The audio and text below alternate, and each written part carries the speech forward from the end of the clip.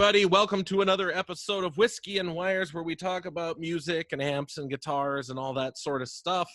And today I am honored to be joined by the lovely and talented Michael Nielsen from Big Hairy Guitars, one of my favorite channels on YouTube. Also, Ninja Track Studio, where he does composition and writing and recording for all sorts of things, from video games to television, movies, and artists as well. So that's awesome. What's up, Mike? Hey, I'm super psyched to be here. Indeed. And secondly, my house. And yes, well, yeah, Zoom allows us to do many things, which is where we are. I am also joined by my buddy Jeff Loomis of Conquering Dystopia, Nevermore, Arch Enemy, and you're also at one point in time the head of the Selena Gomez fan club. Is that right? At one point, for a very short time period. That is correct, sir. So, and nice I to am be here. Thanks for having me. And I am your outclassed host, John Bingham. All right. What's happening, fellers? Hey. Thank you guys for coming on. I've got with me today a Belvini double wood 12 year, and it's really, really good. It smells like sherry. The Talisker single malt Scotch whiskey 10 year. I had a friend tell me that I need to pick that up, and I've never tried it before. It's very tasty. I recommend it. I'm going to give it a thumbs up. All right. I'm going to have to give it a go. Especially for a 10 year. Like, I tend to find like 15 and 18 year, which are more expensive. Like, those I find nice and palatable. When you go below 15, I start getting kind of snobby, and it just feels like it's alcohol coming off, and it's like I'm drinking it to just join in on the fun with friends. Yeah. I'm like, okay, here we go. Yeah. Get ready. This one's pretty solid though. It's nice. Yeah, maybe not. So I've been thinking a lot over the past few days about guitar tone, as I do every time I talk to one of these amp builders or whatever. And it's cool that none of us are builders this time, because we can just chew the fat a little bit of like what we all like without having to worry about, resistors and capacitors and all that stuff. Can I just like I'll just throw it out there, and whoever wants to answer first, let's bring it up. What was like your first major like guitar inspiration where you go, this sounds so cool? Man, I would have to say Brian May from Queen. Oh wow. As I was telling you earlier, like I basically, man, my dad had this huge record collection. I'd go downstairs and he'd be playing all this vinyl. He had great taste, man, great taste in music. He'd have a lot of like 70s records, like Queen, ELO, Doobie Brothers, with these fantastic guitar players. But I would say Brian was one of the first players to really stick out there with his tone, because his tone is just so his, Absolutely. I mean, it's just so his, and it's his identity. It wasn't until years later that I started reading about it, and how he built that guitar with his father, and how he uses Vox A30s and stuff like that, and just a fabulous tone, and just his sense of harmony, and it just really stuck with me. And that was one of the first players that really just intrigued me, just like, what is he doing there? It's amazing. Sure. Yeah, so he was one, and then of course it got into the first Van Halen album, of course, Eddie's Tone. That's the benchmark, if you ask me. Everybody, the benchmark. Everybody mentions Van Halen. Jeff, how old were you when you started playing? I'm going to say about 12 years old, and I'm 48 now. So, I'm a 70s kid. I grew up in the 70s, 71 I was born. So yeah, it's just one of those things where I think I was at the perfect time, to really be listening to a lot of that fabulous stuff, and as you said, John, it's definitely the benchmark of tone, Eddie's Tone, the Brown sound, Hear from everybody. Yeah, man. Yeah. What about you, Mike? What was your I think the two big ones, like my dad would always sit and record records to tapes and reel to reel also. So, but he was like country and Beach Boys and Elvis and that kind of stuff. So Huey Lewis and the News sort of really hit me. I was like, that's like we super great. And I had this Beach Boys albums for my own. But then a buddy of mine around 6th, 7th grade, he's like, hey man, you should check this out. I'm not like a weird heavy metal guy, but you should listen to this. And he put on Whitesnake's 87 album, and just, you know, every song starts with like, or right. And I remember exactly where I was standing and was just like gobsmacked. What is that? It was so big, and like it was friendly, but just unbelievable. Yeah. That's really cool. Dude, I remember, I think my first like falling in love with a guitar thing was when I was probably 9 or 10 or however old. And I remember hearing like Sweet Child of Mine when that intro came on, and I'm on the radio and I'm like, that's really cool. At that point in time, I wasn't playing guitar, but I remember it standing out as being like really cool, really exciting sounding. And there was something to it where it was like, that caught my imagination, you know? Yeah. As a guitar player, when something else changed for me was the first time that I heard Yngwie. Oh yeah.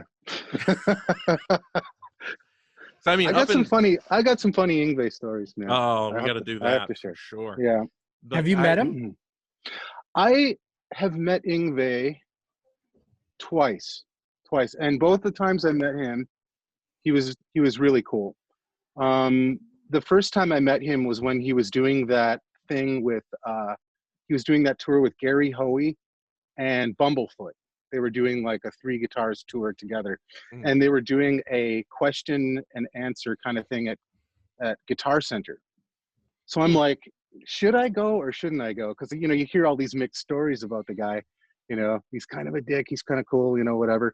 I'm like, I'm gonna go, man. And I brought my Yngwie Strat with me to get signed. And of course you have an Yngwie Strat. Of course I do. Yeah. And when I got to it was funny because when I got up to the line, Gary Hoey was like, that's Jeff Loomis. I know that guy. Yngwie, you know that. Yngwie's like, I never heard of that guy. I don't know who that is. You know, that's cool. You know, I get my guitar and I'm like, will you please sign the back of this for me? You know, and he was like, no, but I'll sign the front. And that kind of bothered me, you know, because I wanted the front to be clean looking, you know. But he really was like adamant about signing the front, you know. So I'm like, okay, you know. So he signs it, and he asked me if I had his new pickups in there, which were the new Seymour Duncans that he has out. And I'm like, no, I don't have those in there. He's like, get those in there immediately. You're gonna sound like a god, you know. And I'm like, okay. Shook his hand, and it was really cool. I have to say, it was really awesome to meet him. He was very nice. The first time I ever saw him live was probably the coolest thing ever. I was lucky enough to see him on the Trilogy tour. And I saw him twice on that tour, once with Jeff Scott Soto singing, and once with Mark Bowles singing. So I got to see the same tour with 2 different singers. And one of the shows was at Brown County Arena, which is in Wisconsin, right across from Lambeau Field where the Packers play. And then the second time I saw him was at Alpine Valley, which is infamous for where Stevie Ray Vaughan played his last show. And yeah, during his solo at Alpine Valley, it was amazing. And there was this dude in front of me that started to cry while he was playing his like unaccompanied solo. This guy was like, I can't believe what I'm seeing. Oh my God. And tears are rolling down his face. And everybody around me, I just noticed it was like, nobody ever heard that kind of playing before with that tone and just like the sheer, just how it would just rip right through you. And it was almost clean sounding, but it was just so distorted at the same time. You know what his tone is? It's just like, you know, the old Marshalls with his DOD pedal in front. It just sounded incredible, you know, and it's just one of those memories that will always stick with me. It's an amazing thing to see. I love his playing most, like the Alcatraz era and the early stuff that he did, like 86, I was just 87. watching an Alcatraz show with Yngwie 2 days ago, 3 days ago. Like I found a link. It must have the been one in Japan. Yeah. With Graham it's funny. Yeah. It says it's in Los Angeles, and when it ends, he's like, "Goodbye, Tokyo," or he said something like, that someone mislabeled that. But he must have been born Yngwie. like, did he, as soon as he picked up the guitar, he must have Mhm. sounded exactly like he sounds. I 6 don't months, know. maybe? I mean, how long did it take for him to sound exactly like, because he never didn't sound like Yngwie. Right. Yeah. The the It's thing, amazing. Mhm. everybody talks Mhm. about the speed because it's clearly exciting and it's something else, but Sure. the tone and the hands and the finesse behind the vibrato and the accuracy of the bendings. Yes. Yngwie's one of Yeah. those guys that doesn't bend out of tune. He never bends out of tune. Precisely. Always Yeah. fantastic. And I don't think Excellent pitch. I Yeah. don't think that he gets a lot of recognition for his sort of visceral feel. Instead, Mhm. everybody's just like, he just plays harmonic minor really fast, Sure. quick Yeah. to dismiss. I totally agree with you. Yeah. His He's pitch is super excellent. melodic. Mhm. Yeah. Like, I'll put on Yngwie to sleep sometimes because he's so controlled. I mean, he's ferocious. I mean, he's all over the place, and you can tell the parts he's improvising, but it's so perfectly controlled. Like, I find it really relaxing. Like, Interesting. his just the way that he phrases and the way he moves through the chords and stuff. It just Right. it all feels so good. Nothing about it ever feels like and snaps you out of it. Yeah. So Totally agree. out there, I mean, we're talking about Yngwie here. Obviously, we're into it. Or into him, I should say. I've never been a fan. Never been a fan of the songwriting. I don't think that the songs are special. Mhm. I've never been a fan of his vocal choices, other than Jeff Scott Soto. I like Jeff Scott Soto a lot, but Mhm. like Mark Bowles as a choice, it wasn't for me. No offense to Mm. Mark Bowles, it's just I didn't think it fit the music terribly well, Mhm. and it's been like that like the whole time. Yet at the same time, I find myself like fighting on behalf of Yngwie in all these guitar conversations Mhm. because everybody else is like trashing the guy the whole time. Yeah. I think the first it just hit me when first time I heard Yngwie was on a Guitar Player magazine. They used to put in a little vinyl Oh yeah. flippy thing, and Yes. it was Wolf Marshall, who was, I think, the editor, and he was playing an Yngwie song and talking about how he could have the lessons, and I'm like, I don't know what this is, but I super love it. And Mhm. he kind of has like, he was much more of a classic, feels like a classic rock dude playing it all perfectly. It wasn't Yngwie. So then when I heard it, it was like everything just came into focus and into color.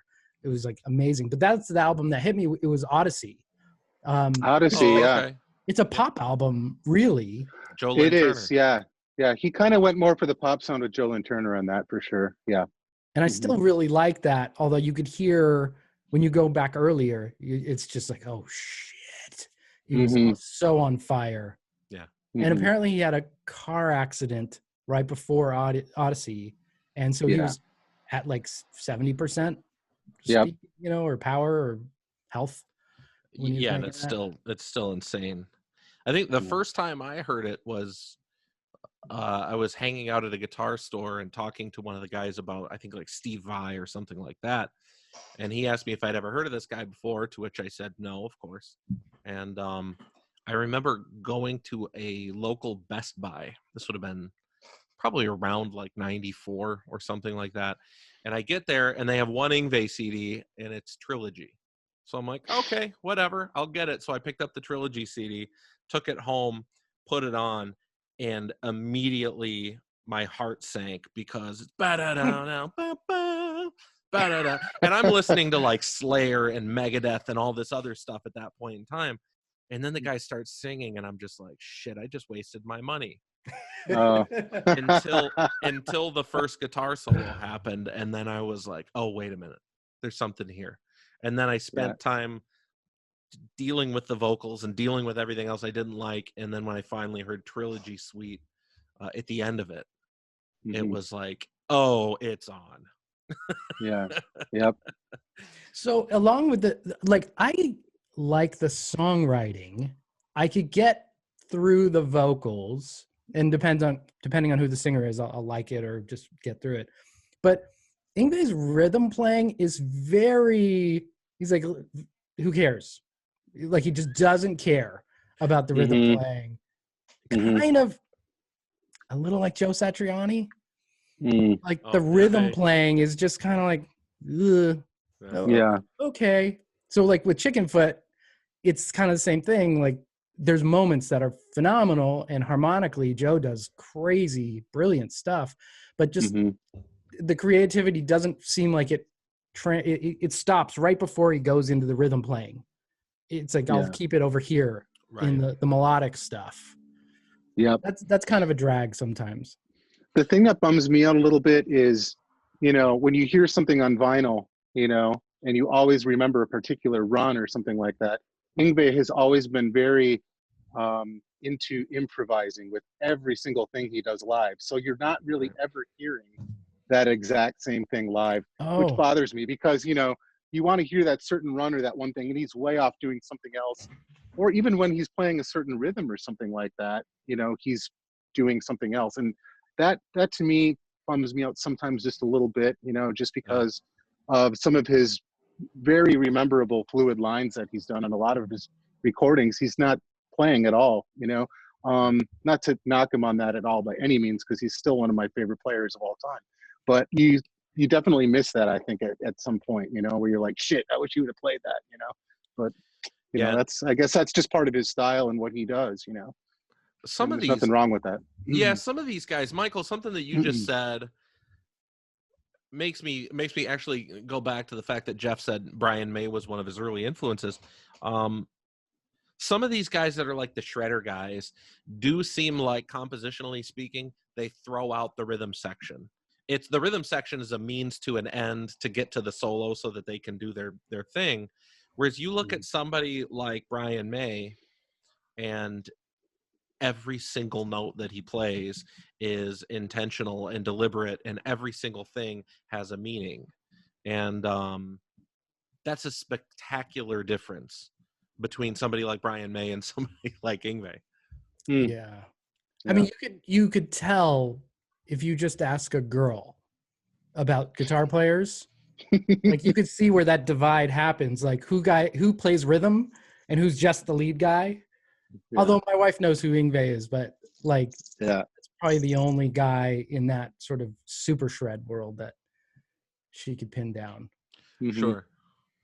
So Brian, another thing about Brian May that's so fascinating is the tone, like you said. And there's a group of guys out there who all of us would probably cite as being some of our favorite guitar players of all time, where I find, oddly enough, some of these guys' tones are not my favorite tones at all. And I wouldn't dare try to use them because it doesn't work for me.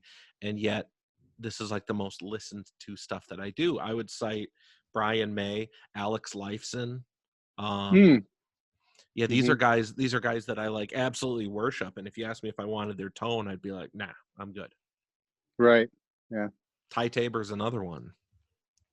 Oh, really? I always have loved his tone.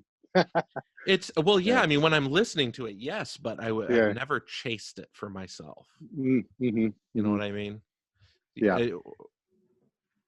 Have you ever thought about, like, because when I was in bands, it was always trying to be very commercial. So it was like, what will they accept? There's something about the AC30 that I don't love. I don't have an AC30. I don't have anything that follows in that footsteps. I'll occasionally get a matchless kind of thing, but that's not me. But people are okay to listen to AC30 all day long. So like an average Joe, just, yeah, sure, they'll take it. Whereas Marshall is like, it could be just as loud and just as distorted. Something about the way the frequency response happens and the harmonics are jumping out. AC30 is just, come on in, welcome. And Marshall isn't that. And this is even just in that classic rock vein. It's like, you got someone cranks an AC30 on a huge big chord, and it doesn't scare people away. Like AC/DC will hit a big, huge chord, and there's a little bit of like, yikes, a little danger. danger is good. We want danger in rock and roll. Yeah, of course we do. Yeah. Mm-mm. And then some. The funny thing about the AC30 is I'd be willing to bet that there are numerous recordings out there of people playing AC30s that you don't know are AC30s. Mm. Like I know for certain that Richie Blackmore recorded with an AC30 often. And Really? Oh, really? Oh, yeah. I didn't know that. Yeah. Richie Blackmore was one of them. Billy Duffy from the Cult in the 80s was a big AC30 guy, a lot. Mm-hmm. There's guys out there that used it a lot, and I particularly like an AC30. I like it a lot. Mm-hmm. In fact, Michael, I gotta get you to get your hands on like a Morgan AC40 and give it a try. Yeah, Joe dials that stuff in so nice. He adds like an extra tightness that I like. Yeah, and a heft in the bottom. Right, but you get one of those things and you dial it just right, and you put whatever your overdrive pedal is in front of it. There's something there. It can be pretty angry sounding. It's pretty cool. It's another thing too, like how he was using the AC30s too, right? I mean, what was Brian doing to that? Like he was using a treble booster or something, plus the way that his pickups were wound with him being able to go in and out of phase with each one of those things. So a lot of it was kind of detrimental to how the tone was actually coming out of the amp too, I guess, right? Wasn't he playing with like not a nickel, but like whatever the British equivalent of that is? Yeah, like a pence or their penny or whatever like that Right. they have there. He was using that, which gave it that very metallic when it hit the strings kind of thing, you know. That's so crazy. Yeah, I tried that and I was just like, it doesn't work for me, you know. But he got so much gain. Like he really does, yeah. No problem. Like, did you ever watch his instructional video? No. Did you ever see his old instructional video from back in the day on the VHS tape? It's just crazy how much gain he had on that. It's like, I still have that on VHS somewhere. I'll have to pick that out and just watch it again. But it's really interesting to kind of see how he's got everything wired up and running in stereo, like 2 different AC30s and stuff. So yeah, he's like 7 feet tall, so he looks like a giant, right? Like the combos and a stack of combos behind him. He looks amazing. Did you guys get to see the latest tour that they did when they came to the States with Adam Lambert? No.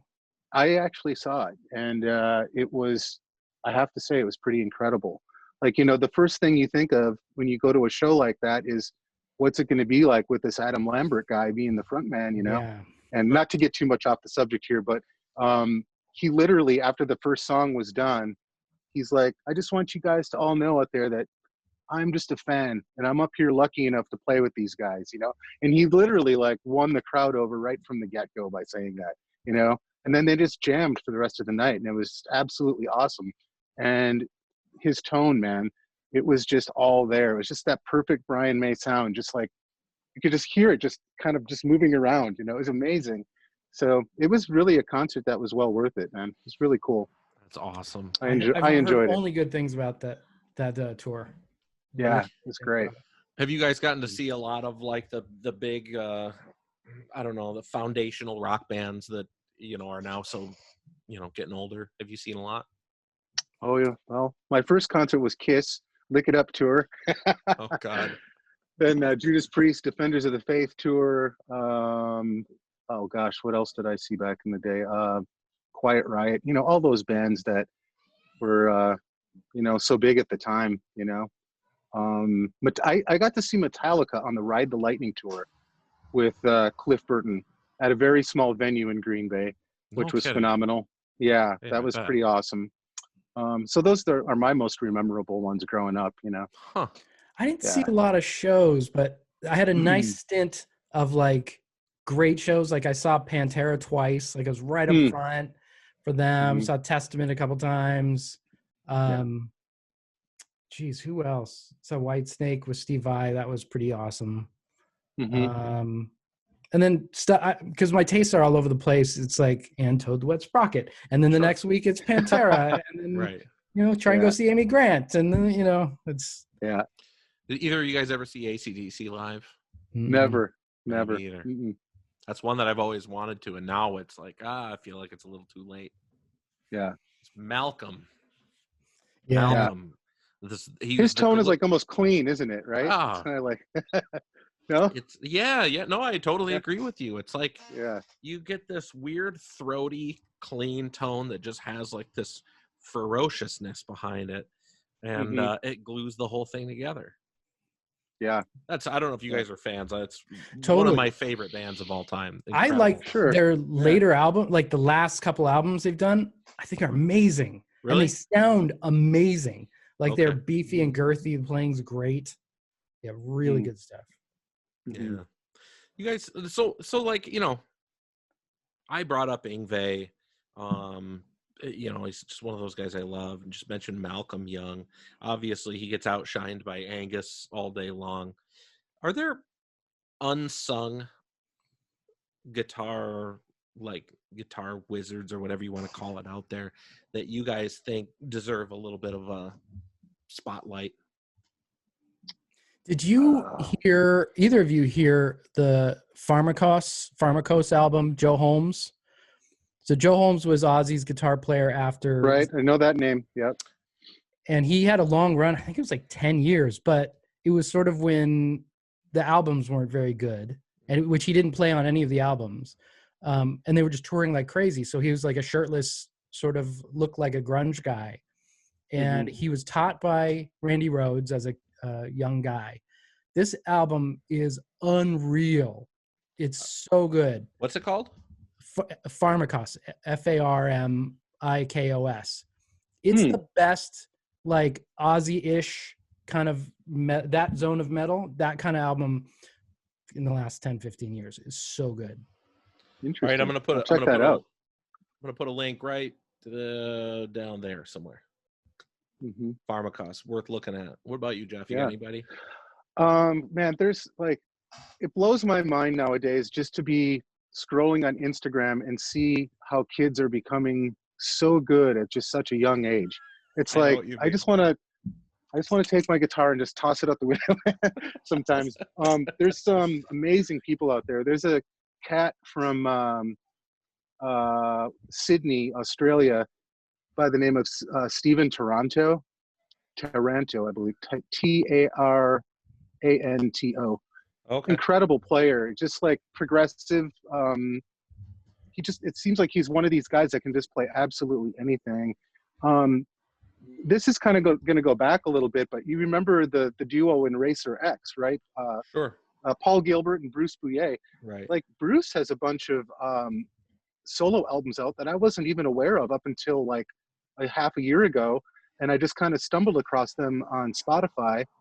And amazing, very thematic, not really like blazing playing or shreddy kind of playing, but really music that's based more on themes and thematic things that you can really like remember. And wait, are you telling me that brilliant? Are you telling me that Bruce Bullitt is actually pronounced Bruce Bouillet? I want to say it is. Maybe I'm saying it wrong. Am I saying it wrong? I don't know. I think my whole life Bouillet. I've been like, wow. Yeah, I think it's Bouillet from what somebody had told me. Yeah. I've always Frenched it up like that too. Yeah. Frenched it I up, just thought it was like a Sunset Strip thing where he's like, you know, Bullitt. I'm Bruce Bullitt. Yeah, right. Yeah, but man, he's really awesome, man. I just love listening to him. Gosh, there's so many. Like Nick Johnston is a new up and coming, well, not new, but just a great player from Canada who's just got so much feel and dynamics in his playing. It's almost really refreshing hearing that kind of playing because there's a lot of shreddy guys out there. I love the people that are breathing now and just kind of like feeling things and just writing very thematic pieces that are rememberable. Yeah. You know? Nick Johnston, especially like a guy from like me coming from the 80s era, listening to all the shrapnel dudes, you know, like Becker and Friedman and all those guys were amazing. But it's just nice to see a breath of fresh air sometimes and hear these new players, you know? So Marty Friedman's another one of those for me where to me, I'm on the record a million times over saying that in my opinion, Rust in Peace and Countdown to Extinction combined are like, that's like the catalog of the greatest guitar solos on a metal record.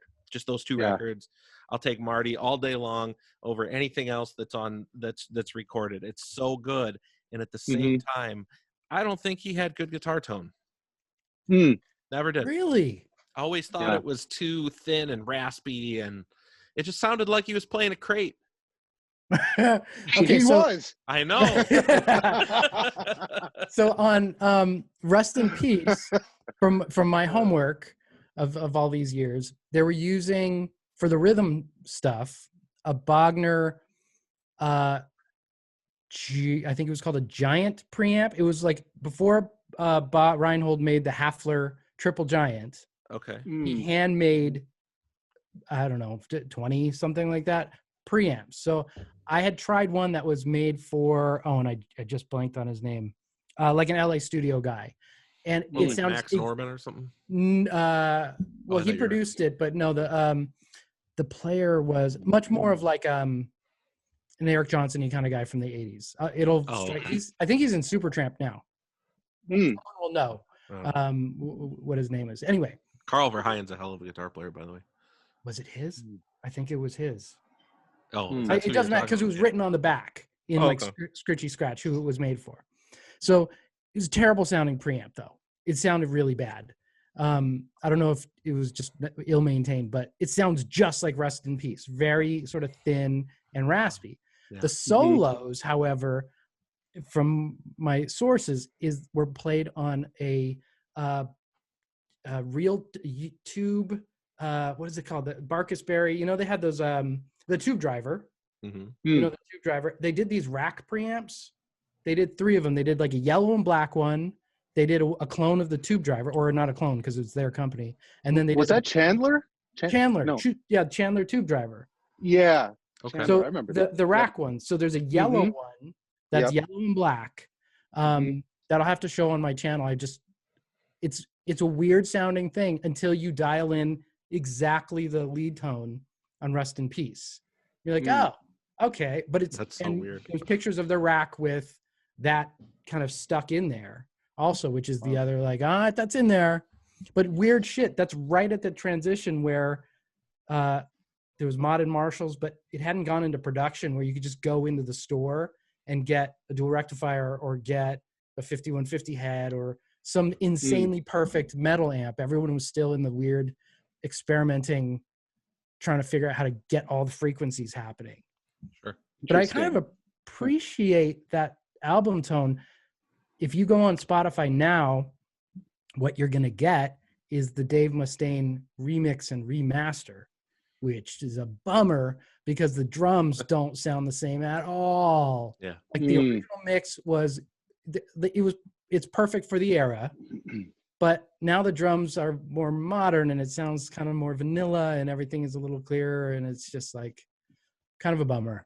All those remix remasters where they go in, like Ozzy did it with the first two albums, yeah. Like replayed the bass and drums, like it's such a slap in the face to the fans. It really is brutal. Yeah. What's this? You mentioned Lee Jackson. Does he have amps and heads coming out again now or something? Yes. I saw that, right? Yeah. Yeah. What is he called? Based on his older stuff, or has he done something brand new? Because I always remember hearing that name back in the day. Yeah. There's similarities in controls, but I'm assuming that it's an evolution. So I did a video on the M1000, his Metaltronics head that Paul Gilbert had and Zach had, and it's the loudest thing I've ever heard in my life. It's almost like they rolled off the bottom so that all the volume can just come raging out, and then you have to figure out the bottom end. You're on your own. There's no bottom end to like make up for it. Oh, that's so funny. But there's a lot of gain, and it sounds like the early Rat records and the early Dokken records. Okay, which is interesting. How early are we talking? Like first two, like the first two on either. Like it's. Okay. I mean, because I think those records sound very different. Tooth and Nail, I think, was recorded on a solid state Randall. Yep, that's right. And it's a record that has a lot of cool songs on it, but again, like to my ears, it's not sonically pleasing. I didn't think Lynch really hit it until Back for the Attack. The tone on that record was on point. That was nice. Yeah. But God, now as I'm having this conversation, I realize how finicky I am. I'm like, I don't like that. Let me run two names. by you guys really quick. This would be interesting. Two other guys that I loved their tone when I was growing up. Ronnie Latecro from TNT. I'm not And familiar at all. okay, what about Akira Takasaki from Loudness? Yeah. Amazing tone, man. Amazing tone. I actually got in touch with Max Norman about that, about the Thunder in the East album. And he's like, I don't know, mate. I do not remember that at all, but it was probably some sort of modded Marshall with a green pedal in front of it. And actually, That's the recipe. I got a chance to meet Akira Takasaki. He mentioned something about a pedal that I don't know if you guys are familiar with that they don't make anymore, but it's this thing. Oh, sure. A lot of guys were using that in front of the amps back then. As more of like a notch filter or something like that, I guess, and getting some sort of tone out of the front of their amp. So I just went and bought one. I haven't checked it out yet, but What is it? It is called the PQ4? PQ4. Yeah, I gotta get one. that's something. Yeah, you'll find them somewhere on Reverb or eBay. Yeah, the only guy I can think of right now that's making a parametric is Wampler has the equalizer. It's called the Equator, but that's a parametric EQ. Right. So that's cool. I'd like to mess around with one of those. I've asked a lot of amp builders, and it was even on my Steve Fryette video, I think. Why don't we ever see amp builders do anything more than bass, middle, treble in their tone stacks? You know, if you go back to the 70s, the Gibson Lab amps used a parametric mid. And if you look at, like, you know, the Fryette Pit Bulls or the Mesa Boogie amps, you get that 5-band graphic. So it's always been a question that I've asked. And Michael just grabbed something. I'm curious what it is. So we got an Angle. Oh, a 530. Angle E530. Yes, and they have low mid and high mid plus a contour button. But the low mid and the high mid, this is a great preamp. Also, by the way. Okay. But the low mid and the high mid is really helpful. And I think the reason they don't make other amp manufacturers don't do that is when I stepped up to the knobs, I freaked out. I was like, oh no, Right. There's two mid knobs. And I'm at least a quarter mix engineer, so I know what parametric EQ is and stuff. But even still, my guitar brain was like, so scary. Well, that's what Steve Fryette said. He said he thinks it's just user confirmation bias. He said it's just somebody's going to see it and they're going to say, I don't like that. Too complicated. And he said that's why people don't do it. I don't know. Yeah, but then he put a whole graphic EQ on his amp. Yes, he did. It's very funny because as he told that story, it was very much like, look, I don't want to put this on all of my amps. It's only on this Pitbull combo so that you can roll in or out the frequencies that will make it sound like you're playing through a stack instead of through a combo. But people said, no, we want all of your features on your heads. He said, well, this isn't a feature. This is just a feature of that amp. And then finally he said he threw his arms up and was like, okay, I'll put it on everything. And then the end of that story, because I've had a similar conversation with Steve, is that his amps had so many features, people started complaining that it had too many features. So he ended up making the Deliverance head, which had no features. Right. One channel, no effects loop, and it's just like, here's your knobs. And it sounds freaking amazing. Yeah, it's incredible. Yeah. You ever play a Deliverance before, Jeff? I have not, sir. No. Oh. I will. I wrote it down though, so I want to check it out. Yeah, it's really good. So I have a question for Jeff. Like, yes, you're a rock guy, but coming into this, I thought you were just crushing metal guy. Like, when did you transit? Obviously, you have many multi-dimensional things to your musicianship, but when did you jump like headfirst into like crushing metal stuff? Well, God, it was just like such a weird evolution, you know, for me. I would have to say probably when I moved, you know, because I'm a Midwest guy, I'm from Wisconsin. So growing up there was not much of a scene, you know what I mean? I was from a place called Appleton, which is about 2 hours north of Milwaukee. So when we wanted to go see concerts or things like that, we'd have to go down to Milwaukee or Chicago. And I just kind of always figured I would never have much of a career in Wisconsin. So As soon as I graduated high school, I had the opportunity to move out to the West Coast, to Seattle, to join a metal band called Sanctuary. I don't know if you remember that band, but that evolved into Nevermore, which was the band that kind of took me to another plateau. And that's really when I really just got into extreme metal, you know, trying to get the most extreme metal tones, you know, and that has a story in itself too, because you know, your tone is ever changing, you know what I'm saying?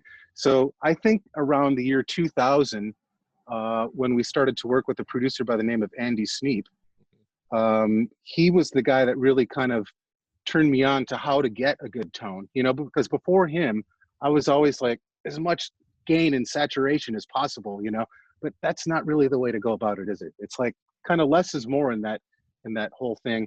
So he kind of taught me how to back down on things and kind of push harder on my right hand. And that's so important, you know, it really is.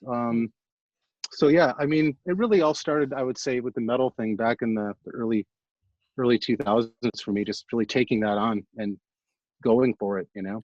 And it's one of those things where you're rewarded with success because you're doing something well, and then you keep doing that, and you're like, yeah, I'm going to keep going down this path because I'm kicking ass at you this know, one. it's always brought me lots of luck. You know, Nevermore had some very high points, but some very low points as well. You know, our singer ended up passing away a couple of years ago. The band ended in 2010, and then I took on another project with a guitar player by the name of Keith Merrow. And he's a phenomenal producer, guitar player. And we did a little project called Conquering Dystopia, and that lasted for a few years.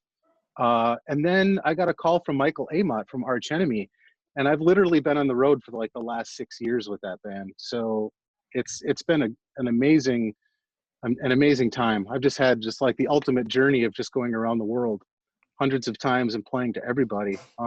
So now that I have all this off time, I'm sitting in my studio and I'm going to work on a third solo album, instrumental album. So that's kind of where I'm at right now. Awesome. Yeah, man. It's always giving back. So I always want to give back to people with my music. So it's a wonderful thing, man. I'll throw some links up for you too. What are your first two instrumental records? You got Plains of Oblivion, right? Right. Plains of Oblivion in 2008, and gosh, my other one came out, God, I think in 2012. What's that one called? That one is called Zero Order Phase came out in 2008, and Plains of Oblivion came out in 2012. And you know, it's just one of those things that just kind of gave me the opportunity to show another side of myself. You know, I've always been a fan of the instrumental stuff and Jason Becker, Marty Friedman, all that kind of music and stuff. So yeah, man. Jason Becker. Definitely. Okay, so yeah. So you make me mad every time I decide to throw back and watch you play Perpetual Burn. Oh man, that video. That took me a long time to learn, man. That's amazing. It looks so effortless. Yeah, it was. It's hard to really fathom because, you know, he wrote that piece when he was 16, and I learned that about 7 years ago, and it literally took me 3 months because there's just so much brain power behind it and remembering all the phrasing and stuff like that. And after learning it, it was just kind of an accomplishment in itself. You know, can I do this kind of a thing? And then I'm like, screw it, man. I'm just going to I had a Canon camera, and I just put record on it, press play, and just went for it. And I got through it the first time, but I made one small little error in like the midsection. So there is one small little fix-it thing in there. But I'm pretty proud of myself for doing it. Dude. But now everybody knows how to play it. And it's like, you know, that's like what I was saying before, how people are becoming so good at a younger age is because they have all this knowledge from YouTube and just so many things coming at them at such an extraordinary speed. So back then when I grew up, I was playing vinyl at slow speeds, learning how, you know, Eddie was doing the tapping and stuff like that. I'm like, what's going on there? You know, just spitting my dad's vinyl like, oh, it was insane. But now, you know, we have all this trickery where we can slow down things and just listen to things at a much slower speed, and people know how to play things perfectly. So it's pretty cool how it's changed over the years. Sure. Did you, I noticed in one of your videos, you look like when you're playing like really fast, and tell me if I'm wrong here, but you look like you might be doing one of those things that some people call economy picking, where you're, Oh yeah, of course. like when you move to the next string, you're following your stroke into the next string. Oh yeah. Is that how you? I utilize different, like 3 different ways of picking. I use economy picking, I use up down picking, I use legato, and kind of like all 3 of those methods combined is what makes my style or my approach to the way I play. Sure. And I think Frank Gambale is obviously the one that's really put economy picking on the map. That's kind of where I learned it from. Right. It wasn't until much later that I realized Yngwie was utilizing that in his playing. Right. It's because the best pickers, in my opinion, are these gypsy jazz guys. If you ever watch like those players, they're using very minimal like arm. It's all on the wrist. And to get the momentum going there with just the wrist is like, it takes many years. So that's kind of how I approach my picking. Is just Paul Gilbert style. Did you have was it ever like a real challenge for you to play quick, like fast, or is it something where I have this theory like not everyone could be Michael Jordan and jump from half court and slam dunk, no matter how hard you practice or try. Some people just can run faster than others, no matter how much. I've tried picking fast for 46 years. It doesn't. This is only going to get so fast. Was it just like one of those things where you're like, I got it now, I can focus on the notes? Like picking fast isn't that hard? That's such a great question, because it's something that I didn't even really acknowledge, because I just loved to play guitar so much when I was a kid.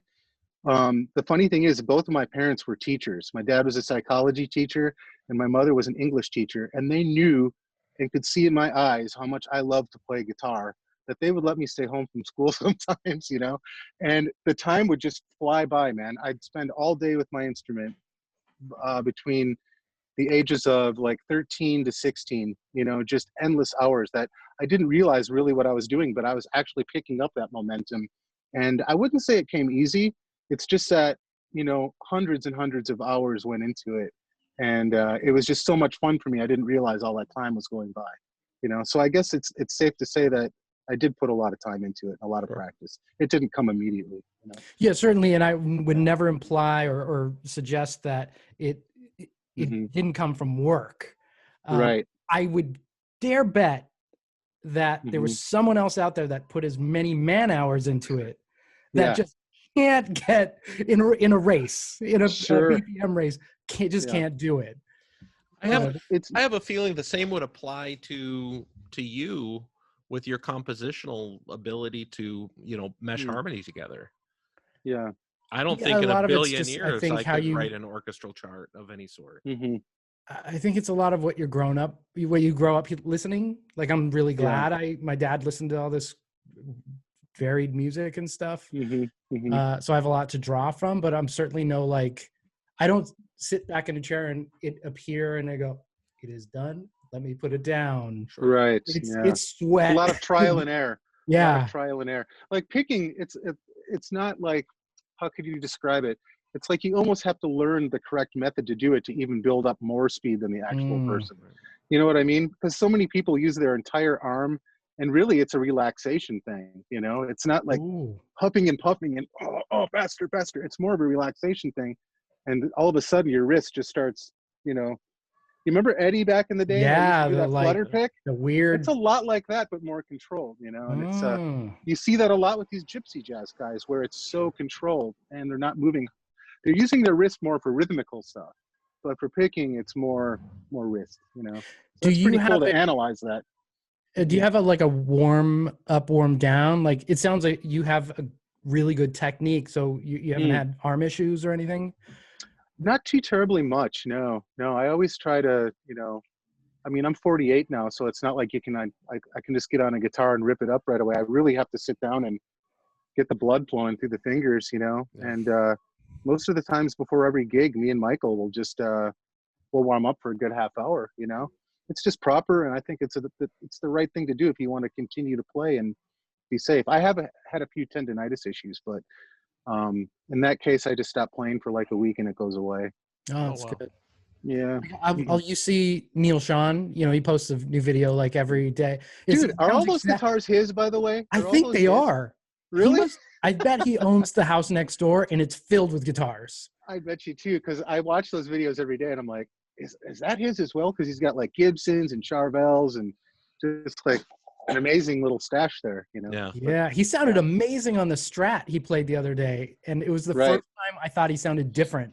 That he Mhm. always sounds the same to me, whether he's playing a PRS or a vintage Gibson or anything. And then this It's was cool. Yeah. like, oh, this is different. But I mean, he's an older guy. He's been Yeah. Neil Schon since I was born, and Mhm. he just shreds through those the Yeah. little things he's doing. Neil Sean's He's one of those guitar players super awesome. that deserves to be talked about in that Eddie sort of sense. Hmm. I mean, Yeah, pop music Mhm. with the most well thought out guitar solos ever written. I mean, that guy. Yeah. Yeah. His I would put him his more sense of in like melody is a Brian May phenomenal. sort of world. Like his melodies that he throws down are so Mhm. memorable. Yeah, but he rips too. He's Yeah. fast. Yeah.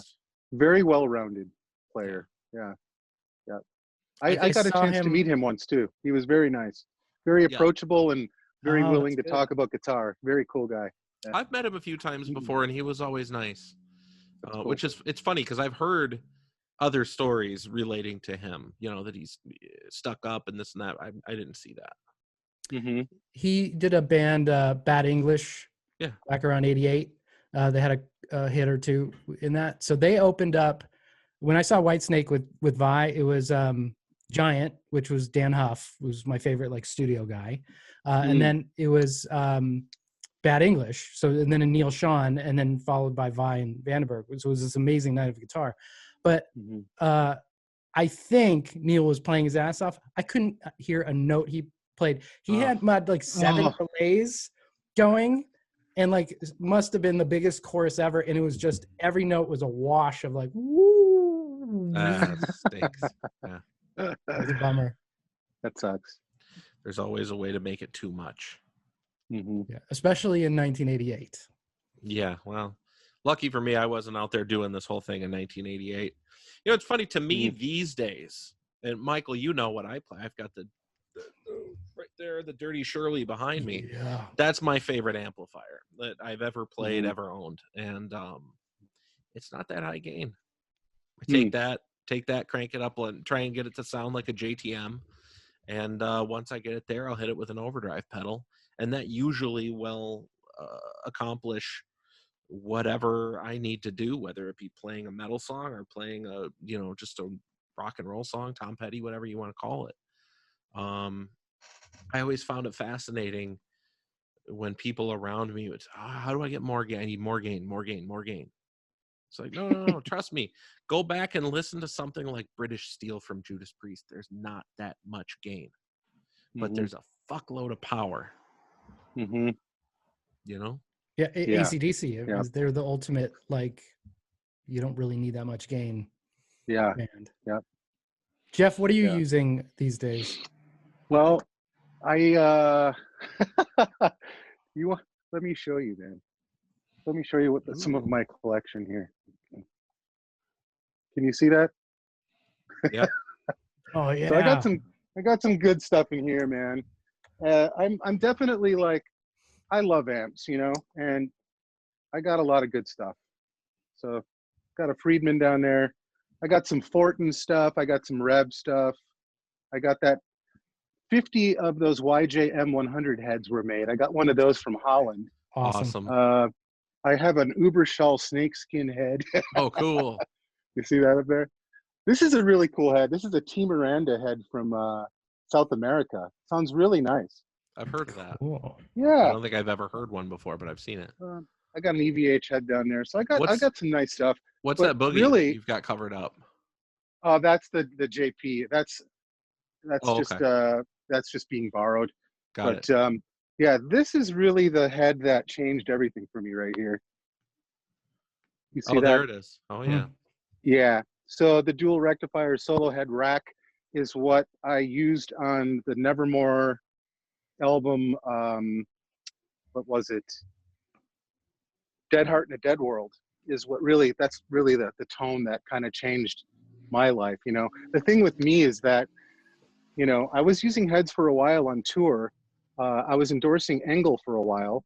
When you're on tour, you're getting a lot of these heads from a backline company. You know what I'm saying? And then you're getting these heads delivered to the show, and you really don't know what you're going to get. So sometimes I would have heads that would show up that were just beat to hell and didn't sound right, or they needed a retubing or something. So nowadays with Arch Enemy, I'm using the Line 6 Helix, and it really works out the best for me personally because it saves a lot on band cost. I'm able to do the MIDI automated switching live, which is a dream come true because I don't have to do any, you know, tap dancing on my pedal board. I just have the in-ears in my guitar and I just go for it. You know, I enjoy my show. And there's a lot of different presets that we have with effects that are needed. So it makes sense for me, you know. Did you maybe do one day like along the line, I would do heads again. I don't know. Hopefully, did you that would do be nice. an exhaustive, like Kemper versus Helix versus Axe Effects versus, you know, whatever? I did, you know, and I was using a Kemper before that. I wasn't really able to get any response from them. Like I used Kemper in Conquering Dystopia, and just a great, you know, I love the Kemper. It's awesome. But Line 6 has always been a little bit more kind to me as far as, you know, getting me the stuff that I needed. Sure. We did do a side-by-side comparison to the actual tone I was using in the Kemper, and I got it very close. Like me and my guitar tech did an A-B kind of a thing. And I believe I'm using the Panama head in the Helix, which is kind of the equivalent to the, you know, what is it? Just like the EVH head or something like that or something. So So I've that had with a little bit of EQ and the green pedal in front and some gate. And really the same thing for the lead with just some effects on it. So do you run an actual extra pedal for boost, or do you just stay with the internal effects pedal? I just stay with everything that's within the Helix unit itself. Oh, so it's super Yeah. clean. Super, yeah, just super easy. Wireless, Line 6 wireless, and that's really it, man. Yeah, it's pretty simple. The automated switching though, that's awesome. You know what I mean? Sure. We just kind of program that all into my drummer's computer and stuff, and it just everything switches automatically. Such a dream come true, actually. And it makes it easy. Do you It miss really does. do Yeah. you miss live cabs on stage just for the feel of it? We are still running cabs on stage at some certain shows. So even though I'm wearing in-ears, I actually can still feel that push behind me. Okay, And I yeah. think that's cool, you know. So basically we're doing that. We have mics on the cabs. We also have the ISO boxes, and we also have the direct. So our sound man out front has like 3 different ways of doing things. He's got his choice. Wow. So it's all there for him. Yeah. Can I ask you a question on the dual rectifier? I love the dual rectifier, but I always found I know they did a bunch of revisions, so maybe that I just hit a wrong revision, them to be really stiff. So for anything in the lead side, I felt like it's not giving back to me on the lead side. Crunch stuff, everyone I've ever touched is like, oh, it's perfect. But that's so weird that you say that. Yeah, it's like it's hit and miss almost. Like you get some of the heads are just like it works, and then some others just don't. You know, in that particular thing. I don't know what that is. I have no idea. But with this particular one that I just showed you, that's always been the one for me. You know, with that particular tone, and I've never had an issue with that with lead stuff at all. Never sounding stiff. It always sounded really, if really that's nice. like a F or E, or I don't really know which ones are which. I bought it off of eBay, so I do not know. I could probably look at the back of it, but it's definitely older. Very clean though. I mean, it was in a studio for many years, and Andy Sneap actually had one just like that, and I'm like, gosh, I really wish I could find something like that. And it was just luck of the draw, you know, being on eBay at the right time, and somebody had one for sale, so I bought it. I think the rectifiers would have to be an F or a G. Really? Okay. I think, yeah. So, Michael, my experience with dual rectifiers, and I've had a bunch of them. I still want to go. I want to go back and get another Rev G. They do. It's what you say. I totally agree with that. I think every 3-channel that I've ever had has been stiff as a board. but I've had a couple of 2-channels, and the 2-channel ones are the ones that they give you a lot more back in return. There's more sag, there's more of that, what you expect to hear out of a dual rectifier, that low end feel, it's all there. So I don't know, maybe see if you can find yourself a 2-channel or a tremo verb. If you've ever heard of the tremo verb, that's awesome. It's funny how they marketed that. If you remember, it was almost marketed as like, all right, you know, Lilith Fair is coming up, and you know, you could the tremo verb, you could use that in that show. Right. Like it was the softer, but then you see like heavy dudes using that amp, and it's no lighter than the Recto. What's your opinion, Michael, on the I noticed you did a video on the ADA MP1 preamp or something like that. Like going back to stuff like that, like hearing it like now when you plug it in, what's your opinion of that particular unit? That one in particular I love. And it helps because it's like still $200, $250. So it's fun as hell. It's of all the preamps in that sort of ilk, aside from maybe the Egnator, which Dave Friedman helped design, that has the closest to like a BE100 sort of vibe. It's a little more two-dimensional, but because it's two-dimensional, it's almost like, I don't know if you found this when I play Helix or Kemper or something, it's almost easier to play. There's like a built-in compression. Right. A little just silky. It's one of the trade-offs that sometimes is good, and you lose a little dimension on the other side. But it's like that, where it's just like, oh, this is really easy to play, and it's fun, really fun. I super recommend it. There's no direct out on it, right? Immediate direct out, or not like a cab simulated one, because So how would you record with it then? You would just go like mic it up with a. You can use like 2 Notes has a power amp simulation in their IR loader, or you could run it into. I noticed you had a rev head, like I think the D20 up there, maybe. Yeah, or the Boss Waza thing. Yeah, you could run into an effects loop, and then just go out that way. Interesting. Okay. Super fun though. For the money, it's unbelievable. I found one. So a friend of mine sent me one. So I was just like, wow, this is really cool. Yeah. So have you plugged it in yet? Did you?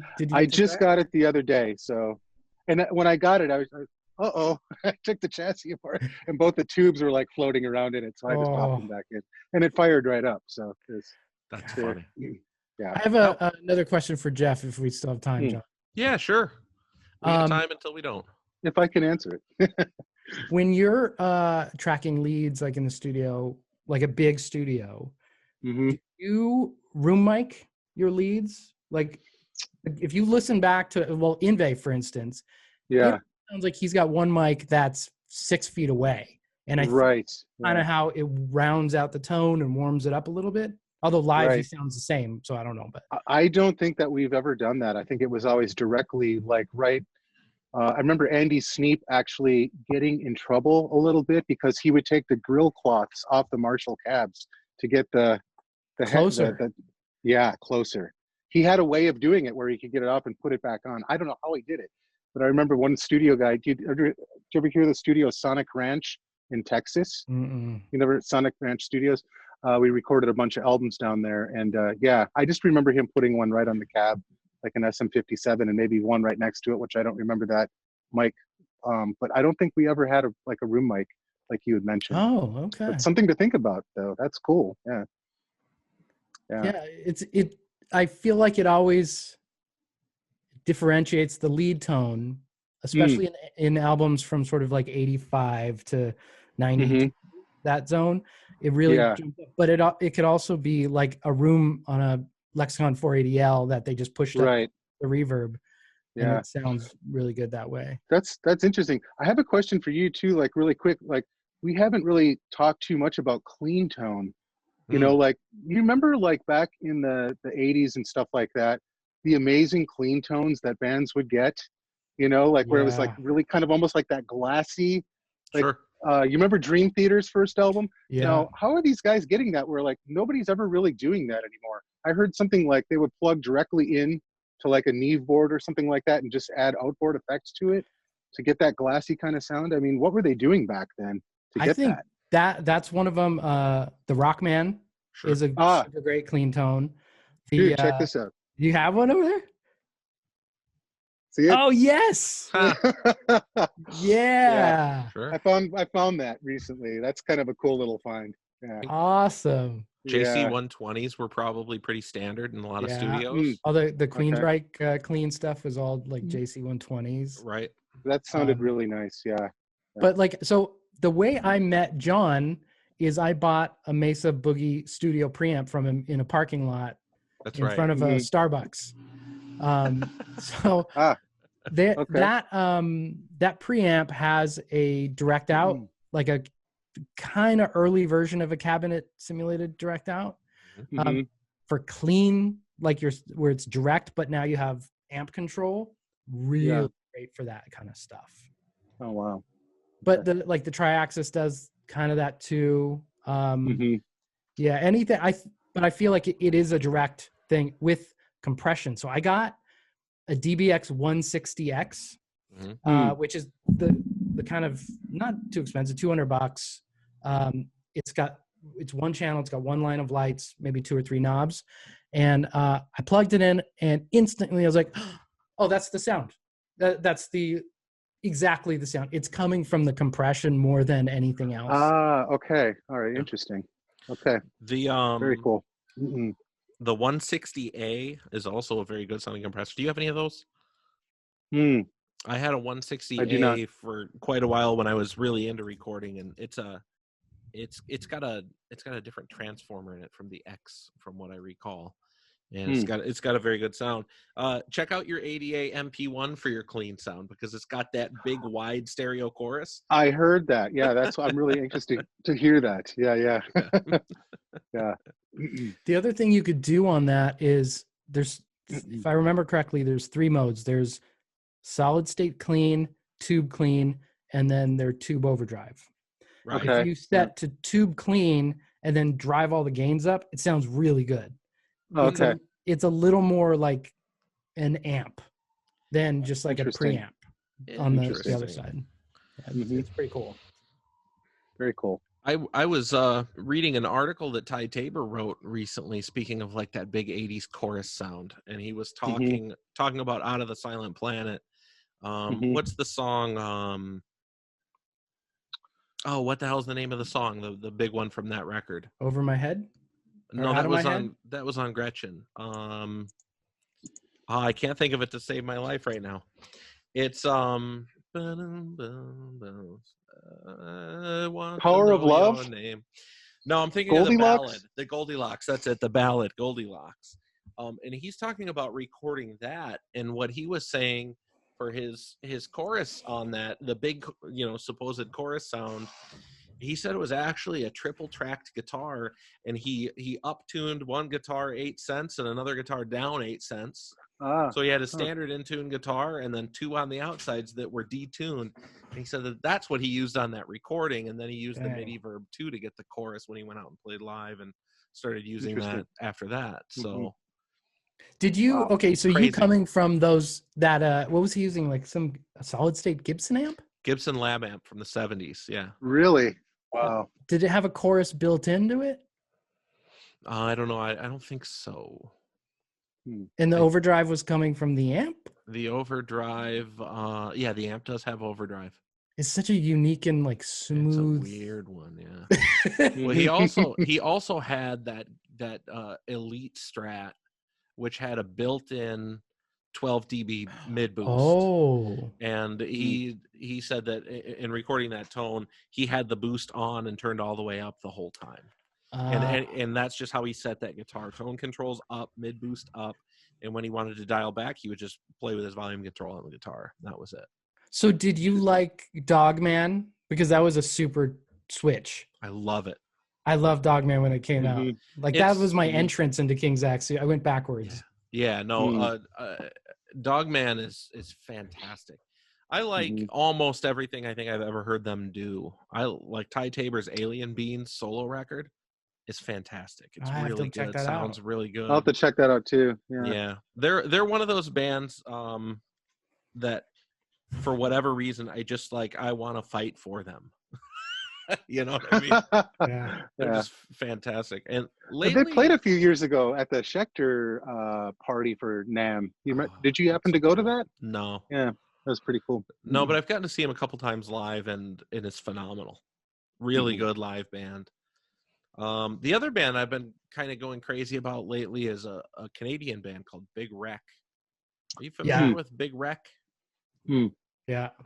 Yeah. You know them, Jeff? Me not personally, but I'll check them out. No, I'll write it down. So this guy, Ian Thornley, is the singer / guitar player. Hmm. And there's a lot of stuff that's a bit too poppy for me, but then there's a lot of stuff that's just absolutely fantastic. Really groovy, heavy. The guy sings like he sounds a little bit like Chris Cornell, quite honestly. Which is like, Okay.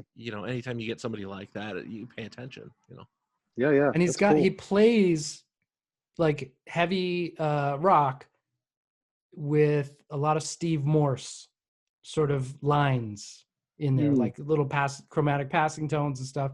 Does some really cool stuff. Yeah. But a good Interesting. songwriter and great singer and great production. The first couple albums are like amazing production.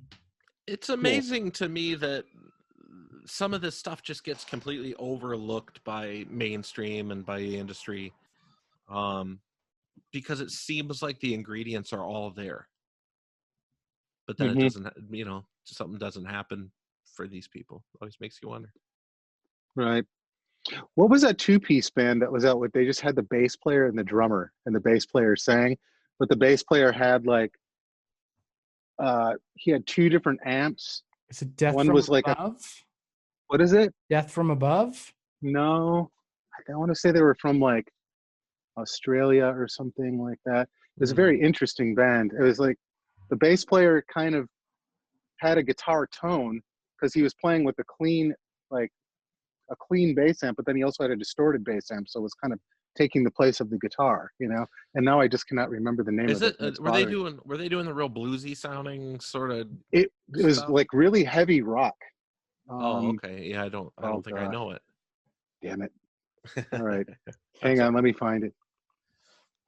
So Jeff, is this your studio looks awesome. Is that in your house or you have a separate studio house or? It's in my basement, actually. I just kind of Wow. redid. Yeah, I redid everything. It looked very 1970s down here. I had paneling on the walls, asbestos tiles. So I gutted all of it about 4 years ago and kind of rearranged some things. And yeah, it's really nice. I've got some nice little panels up there, like Yeah, a that's bass trap up there, and gorgeous. yeah, it's not bad, man. I got some Atom audio monitors. Nice. That looks great. Yeah, this is an interesting rack. I don't know if you guys ever seen this before. You see that? Rocktron Max. Where is this? Can All you I go- see is your monitor. Can you go down a little more? Yeah. There you go. Can you see it now? Yeah. Oh no, what is that? Akira Takasaki actually used to use that for a while too. Really, really good sounding preamp, man. Rocktron Max. Interesting. Yeah. And look Just at another- you with the synergy gear in your rack. Yeah. That's a good man right there. Yeah. Got it going, man. But I got so much stuff, man. It's just like, I like the older stuff. You know what I'm saying? So it's fun. Yeah. Yeah, for Goodness sure. gracious. I've got to get my hands on a couple more amps. I used to have like a rack full of amps behind me, and I just decided, what's the point? I'm not doing, I'm not doing anything with it. And half of them are kind of like so utility, where it's like, I'll use this for that sound and I'll use that for that sound. But like, I didn't want to play out with any of them. So eventually I was like, forget it. I actually bought a Helix for a while. I was playing a Helix for a while, and that was, it sounded really, really good. Mm-hmm. And those tube demons that are deep down inside of me just kept beating at me. You can't do this. I definitely understand what you're feeling there, Well, the poor Helix lost the fight, Yeah. Yep.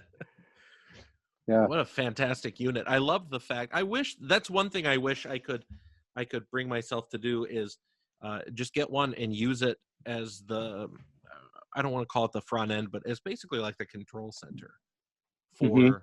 for like the whole like the real tube amp and all that, because Mhm. you can run it 4-cable method and put your effects in front of it, put your effects through the loop, use it to control all of your switching. There's so much cool stuff available for you to do.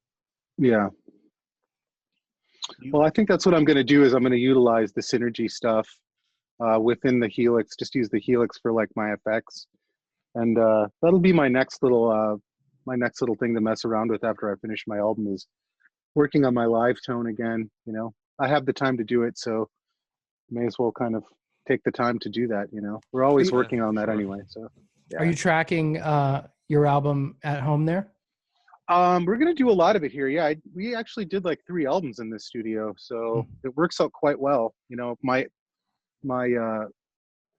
producer friend Aaron Smith, who's done my last album, he actually lives right down the street. So he basically just comes here and we hang out, work on music together, and then he does most of the mixing right at his home studio. So it works out really well, man.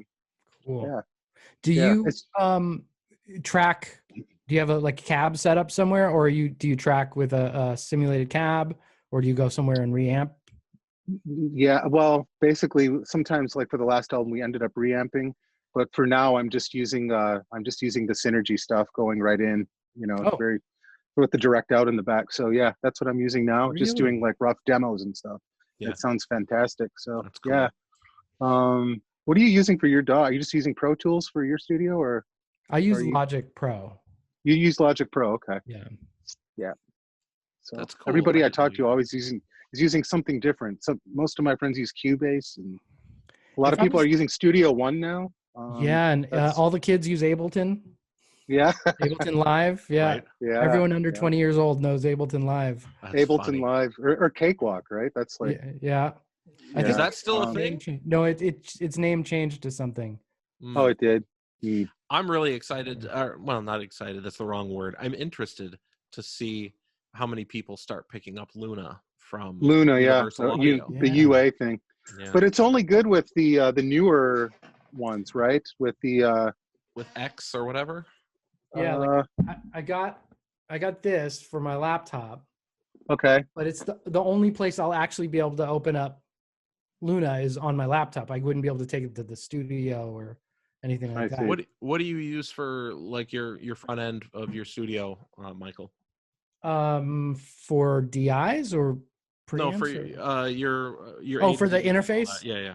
At the studio, it's Apogee Symphonies. Oh, okay, got it. I have a UAD Apollo Quad 2, so I don't think that's applicable with the is that the word I'm looking for? No, I don't think I can use that with Luna because it has the wrong cable.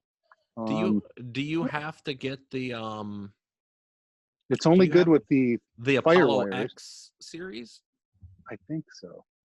I can't Because the remember. X series, that's the new thing. I don't know. I'll have to ask I have a buddy that works over there. It's a lot to ask to make the jump. I mean, like if I'm assuming, do you use Pro Tools, Jeff?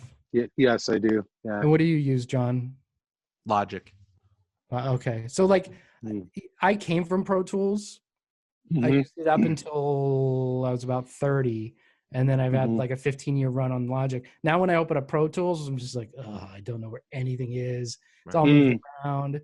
It's just almost it's pointless to try and switch. It's painful. Yeah. Yeah. Jeff, that's what we were talking about for a minute yesterday, right? You said you were transitioning. Yeah, I'm thinking about, well, I have a bunch of friends that are using Steinberg Cubase, like 10.5, and they just say it's so intuitive and easy to use. So with the Pro Tools version that I had, I was actually able to upgrade and do a crossover thing for fairly cheap. So I'm just kind of now getting into checking out Steinberg Cubase, and it's really cool. I mean, it's so much easier on my eyes too, I find, with the colors that they have, you know. Pro Tools is so bright and just like, you know.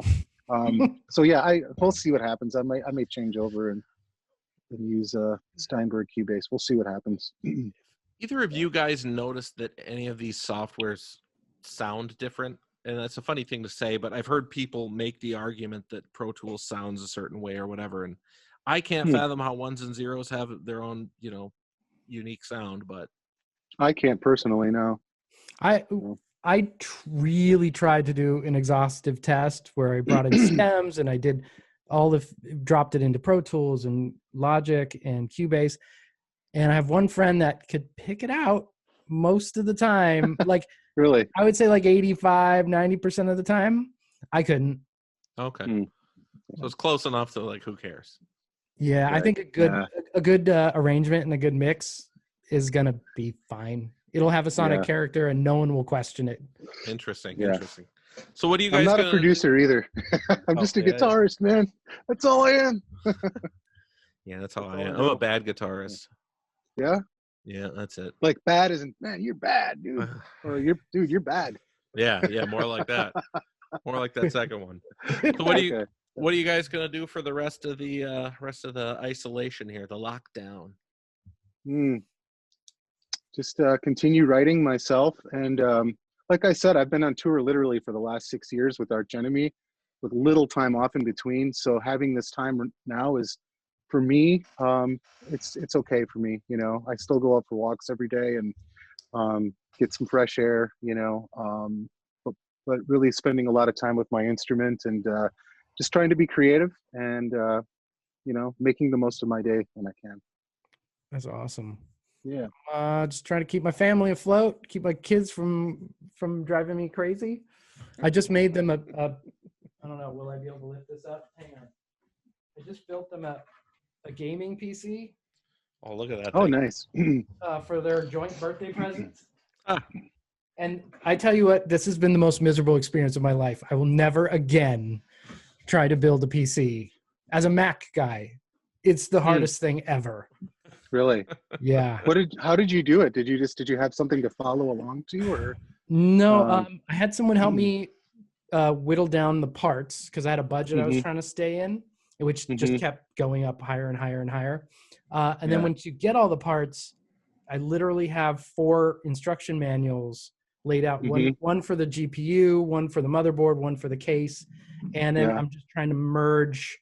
It's been 2 or 3 days of finally, like, I have some understanding of like what this all means, but it's a lot of reading the manuals. Because every time does it have like one of those liquid cooling system things in it? Did you hear about that? Yes, this does. Really? I don't know if it's working, insane. But it's lit up and the fans are spinning. That's crazy, man. That's really fun. Yeah, it's all to play Fortnite. Okay. Yeah. That's awesome. Really funny. Yeah. Really cool. Well, I think we're running up on our time limit here, fellers. Awesome. It's good meeting you, Jeff. Good talking to you. Great meeting you too. This is really fun. Meeting. I'm glad to hear about all of kind of the history and all this stuff. We should put together a little exit here. Absolutely. See how I just ruined that? We could have just exited, but now I have to edit it. I thought you were asking for like a Three Stooges, like, instead of hello, hello, hello, like goodbye, goodbye, goodbye. Well, that's like, that's our exit. Right. Exit. Goodbye. Goodbye. Goodbye. Perfect. Now we don't have to edit it. All right, Van guys. Halen, man. Happy trails. This was really fun. Yes, I appreciate both of your time today. Thank you. Thank you, dude. Very good. Talk to you boys later. Talk to you guys soon. Enjoy the rest of your evening, guys. You too. See you, fellas. Bye-bye. Okay.